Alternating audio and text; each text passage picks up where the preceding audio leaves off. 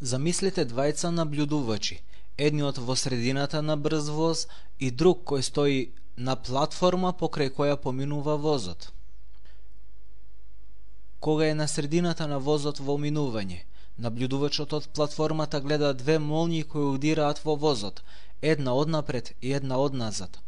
Оцијаот на молњите од секој удар стигнува до него во исто време, па тој заклучува дека ударите биле истовремени, бидејќи знае дека светлината од двете молњи минува исто растојание со иста брзина со брзината на светлината.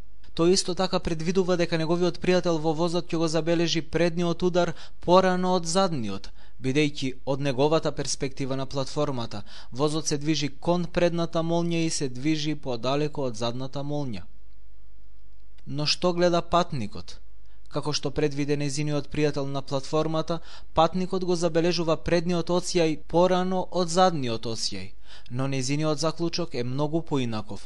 Како што покажа Ајнштајн, брзината на оцјајот, како што е измерена во референтниот систем на возот, мора исто така да е еднаква на брзината на светлината. Така, бидејќи секој светлосен пулс минува исто растојание од секој крај на возот до патникот и бидејќи и двата пулса мора да се движат со иста брзина, тој може да заклучи само едно. Ако тој го гледа прво предниот удар, тој всушност навистина се случил прв. Чија интерпретација е точна, онаа на наблюдувачот на платформата кој тврди дека ударите се случили истовремено или таа на наблюдувачот во возот кој тврди дека предниот удар се случил порано од задниот удар? Ајнштајн ни кажува дека и двете се точни во рамките на нивниот сопствен референтен систем. Ова е еден од главните резултати на посебниот релативитет.